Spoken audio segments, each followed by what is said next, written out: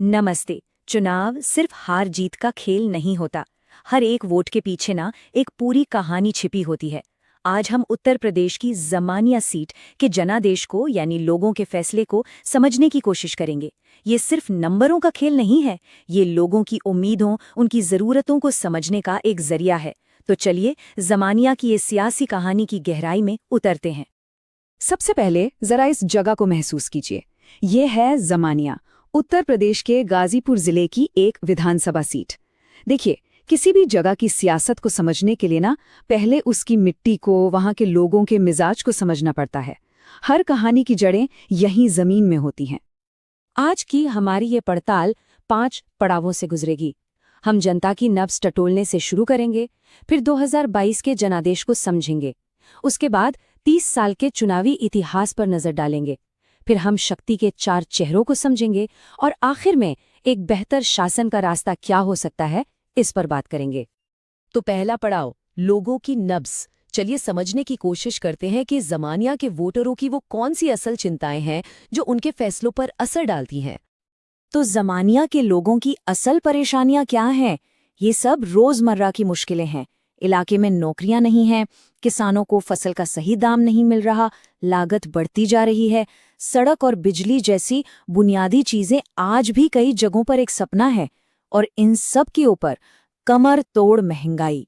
सोचिए, ये सिर्फ चुनावी मुद्दे नहीं हैं। नहीं, ये लोगों के सम्मान से, उनके स्वाभिमान से जुड़े हुए सवाल हैं। अब बात करते हैं आंकड़ों की। चलिए 2022 के जनादेश में इन नंबरों के पीछे छिपी कहानी को पढ़ते हैं। 2022 में ज़मानिया में कुल वोटरों की संख्या थी 4,34,861। सोचिए, इतनी बड़ी संख्या। ये वो लोग थे जिनके हाथ में फैसला लेने की ताकत थी। लेकिन दिलचस्प बात यह है कि इनमें से वोट डालने कितने लोग आए? सिर्फ 53.7%। मतलब आधे से बस थोड़े ज्यादा लोगों ने ही ये तय कर दिया कि ज़मानिया का भविष्य कौन लिखेगा। ये आंकड़ा हमें याद दिलाता है कि हर एक वोट की कीमत क्या होती है। अब इस चार्ट को देखिए, यहाँ कहानी और भी साफ हो जाती है। समाजवादी पार्टी को मिले करीब 41% वोट और भारतीय जनता पार्टी को लगभग 31%। 10% का सीधा फासला। ये एक बहुत साफ मैंडेट था। और वोटों में ये फासला कितना बना? 22,456 वोटों का।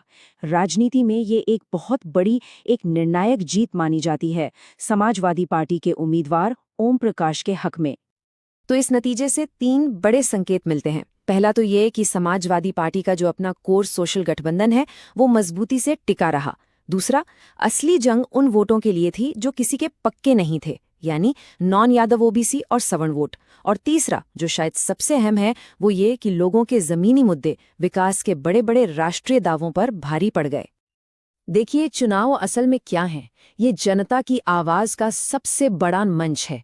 और इन आंकड़ों को, इन पैटर्न को समझने का मतलब लोगों को बांटना नहीं होता, बिल्कुल नहीं।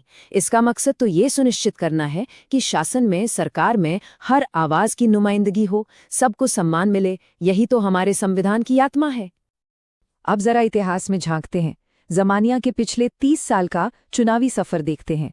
इससे हमें ये समझने में मदद मिलेगी कि 2022 का जो नतीजा था वो कोई अचानक हुई घटना नहीं थी। ज़मानिया की राजनीति ना एक पेंडुलम की तरह रही है, कभी इधर तो कभी उधर। 1993 में बसपा जीती, फिर 96 और 2002 लगातार 2 बार सपा का कब्जा। 2012 में तो सपा की ऐसी लहर आई कि क्या कहने। लेकिन फिर 2017 में पासा पूरी तरह पलट गया। बीजेपी की लहर आई और सीट उनके पास चली गई। और अब 2022 में पेंडुलम फिर घूमकर सपा की तरफ आ गया। ये जो उतार चढ़ाव है ना, यही ज़मानिया की असल राजनीतिक पहचान है।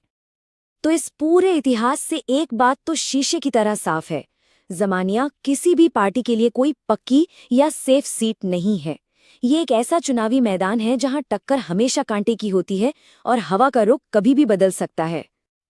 अच्छा, किसी भी चुनाव में जीत या हार के पीछे की वजह क्या होती है? इसको समझने के लिए हम एक फ्रेमवर्क का इस्तेमाल करते हैं, जिसे हम कहते हैं चतुर्मुख सिद्धांत, यानी ताकत के 4 चेहरे। चलिए समझते हैं इसे। तो ये 4 स्तंभ कौन से हैं? पहली है चुनावी शक्ति, यानी आपका उम्मीदवार कितना मजबूत है और आपका कोर वोटर कितना पक्का है। दूसरी है संगठनात्मक शक्ति, यानी बूथ लेवल तक आपका कार्यकर्ता कितना मजबूत है। तीसरी है नैरेटिव पावर, मतलब आप जनता को कौन सी कहानी सुना रहे हैं और वो कहानी लोगों को कितनी अपील कर रही है। और चौथी जाहिर है रिसोर्स पावर, चुनाव लड़ने के लिए पैसा और बाकी के संसाधन।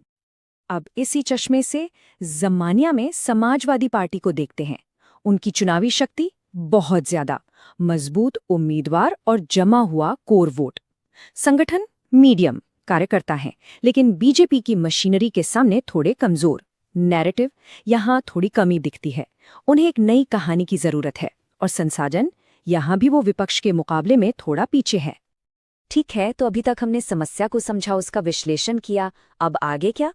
अब बात करते हैं समाधान की, यानी एक ऐसे शासन की जो सच में लोगों के लिए काम करे।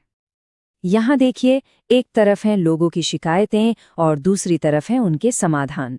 लोगों को नौकरी और खेती की चिंता है, तो उसके लिए टाइम पर काम करने वाली योजनाएं चाहिए। सड़क, बिजली की कमी है, तो भरोसे के लिए छोटे छोटे प्रोजेक्ट्स शुरू करने होंगे। लोगों को लगता है उनकी कोई सुनता नहीं, तो जनसभा जैसे मंच बनाने होंगे जहां लोग अपनी बात सीधे रख सकें। तो भरोसा जीतने का रास्ता क्या है? पहला, लोगों की शिकायतों पर सीधे काम कीजिए, और वो काम दिखना भी चाहिए। दूसरा, जो मौजूदा विधायक हैं उनके अनुभव का फायदा उठाइए, लेकिन जो उन पर 6 आपराधिक मामले हैं उस चुनौती को भी संभालना होगा। तीसरा, हर एक बूथ पर अपने संगठन में जान डालिए। और चौथा, ज़मानिया का विकास, इस नाम की एक नई और भरोसेमंद कहानी गढ़नी होगी। आज के दौर में लोगों से सीधा जुड़ना बहुत जरूरी है। छोटे छोटे वीडियो, व्हाट्सएप मैसेजेस, ये सब बहुत असरदार है। लेकिन एक बात याद रखना बहुत जरूरी है, टेक्नोलॉजी का इस्तेमाल हमेशा जिम्मेदारी से होना चाहिए। भारत का जो नया डेटा प्रोटेक्शन कानून है वो इसी बात पर जोर देता है कि हर नागरिक की प्राइवेसी का, उसकी सहमति का सम्मान हो। आप लोगों से रिश्ता बनाइए, जरूर बनाइए, लेकिन उनका भरोसा तोड़कर नहीं। तो आखिर में ज़मानिया की इस पूरी कहानी से हमें क्या सबक मिलता है? सबक एक चेतावनी भी है और एक विजन भी। चेतावनी ये है कि भरोसा चुनाव में एक बार नहीं जीता जाता, ये हर रोज अपने काम से, अपनी ईमानदारी से कमाना पड़ता है। और विजन ये है कि नेतृत्व ऐसा हो जो आंकड़ों और डेटा से तो सीखे, लेकिन उसका दिल हमेशा हमेशा लोगों के लिए धड़के। शासन का असली मतलब यही है। यदि आप एक जन केंद्रित नेता बनना चाहते हैं और अपने निर्वाचन क्षेत्र का उत्थान करना चाहते हैं, तो blueprintstrategies.ai से mgr@blueprintstrategies.ai पर संपर्क करें या 0800 4204 1462 पर कॉल करें। राजनीति से परे एक उद्देश्य।